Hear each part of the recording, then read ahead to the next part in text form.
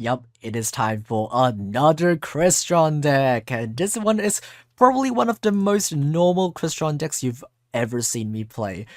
We are playing a pretty normal Crystron deck of pretty normal Synchro monsters, and the gimmick here is that we're playing Herald of the Arclight. This is a pretty new Synchro monster that is really good in Crystrons, even though it has the effect that any monster sent from the hand or main deck to the graveyard is banished instead. And that includes your own stuff. So when Herald is on field, you actually cannot use Scrap Recycler or Gen X Undyne to bin stuff from your main deck, or you also cannot use the effect of Sulfur Familiar to send Crystons from your hand to graveyard. It just all gets banished. But this card is still pretty good because it has a negate effect that you can use during your opponent's turn to negate your opponent's stuff. And because it is so low in level, it is not only very easy to make just by using a Scrap Recycler or Undyne plus a Quan, which you can very easily make with by just sending Sulfur Finish to the graveyard. You can also just keep reviving your Arclight with your trap cards. Call of the Haunted and Powerful Rebirth are two pretty useful traps in reviving not only your Crystron Extenders, but also to revive Arclight to negate a lot of effects in a single turn. You can, when your opponent activates an effect, you can activate the effect of Arclight, which tributes itself for cost, and then you can immediately chain your revive trap to revive the same Arclight, so when your opponent activates another effect, you get to negate that as well. So in a pretty standard hand in the most ideal scenario where you open with, let's say, Scrap Recycler plus one Crystron card plus two Revive traps, you can end on a board where you end on one Arclight plus two traps, and then that equates to 3 negates because you can negate once with Arclight and revive it twice and negate 2 more effects that way. And 3 negates is pretty good. Not a lot of decks can play through 3 negates. And also, if your opponent tries to get rid of your back row, that doesn't really matter because you can still either negate that effect or you can just let it go because you still have a negate on field, which contests the normal summon as well. And as you can see, we are still playing the Wisel skill because Wisel is a pretty accessible card and really easily summonable with your Crystrons popping themselves. And also, if you happen to have Wisel in your opening hand, you can end up the board where you end with Arclight plus Wisel, and that's 2 negates. You get to negate any effect, plus you get to negate any spell that your opponent will probably try to use on your Arclight before they commit. Let's say your opponent opens with Book of Moon, they will try to Book of Moon your Arclight before they commit. Then you can just use your Mechalord Wisel's effect to negate that Book of Moon, so you still retain your Omni Negate that you can use on your opponent's monster. And as you can see in our extra deck, we're playing only Synchro monsters and mostly low-level machine Synchro monsters. That's because the aim of this deck is to play extremely low to the ground. We are not trying to do any kind of fancy Synchro climbing or Link climbing or anything of the sort. We're just trying to make as many machine Synchro monsters as possible because this deck can make them like crazy. This deck can make 2 to 3 of them every single turn, including in your opponent's turn. You can keep just pumping out machine Synchro monsters one after another and eventually win by just out-resourcing your opponent. And that is the basic idea on how you would play this deck. So the easiest machine Synchro monsters that you can make are level 5 machine Synchro monsters, which we are playing 3 of. We're playing 2 Catasters and 1 Ametrix. Ametrix is just good against most decks that use monsters that can be changed to defense, which means not Link monsters.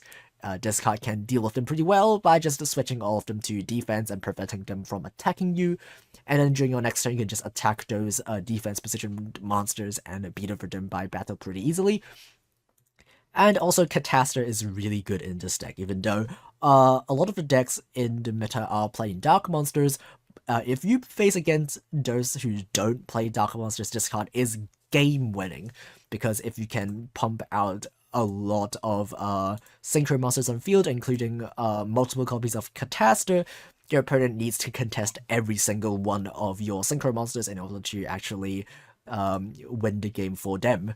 So even if your opponent gets rid of one Cataster, you can very easily make another one, or just revive them from a graveyard with Call of the Haunted. And as long as your opponent doesn't have an out to Cataster, you will win the game. That's why we are playing 2 of them.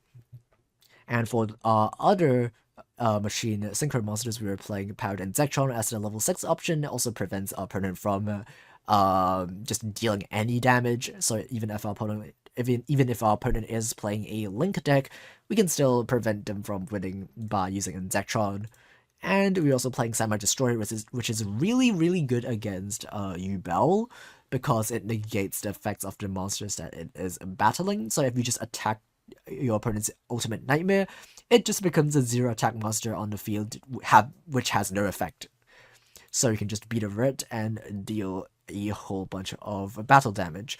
And speaking of Duel, Bjornak is really good against Duel because it spins back the fusion monster without having its floating effect to trigger, and also it gets around Neo's fusion, so your opponent can't prevent it from being removed from the field by something like normal battle destruction or something. And of course, we were playing the best Crystron boss monster, which is Crystron Quarian Gandrax. I played this card over Trishula because we were playing so many copies of Impact. So even if our opponent has a targeting effect that targets this card when we summon it, we can still negate it with our Impact and continue to go for game. This card is really easily summonable in Crystron's. You can just use any of your Crystron tuners that can be summoned using the effect of your Crystron monsters, because this monster itself is a machine, so you can still make this card under the machine lock of your Crystron monsters, which makes it even better.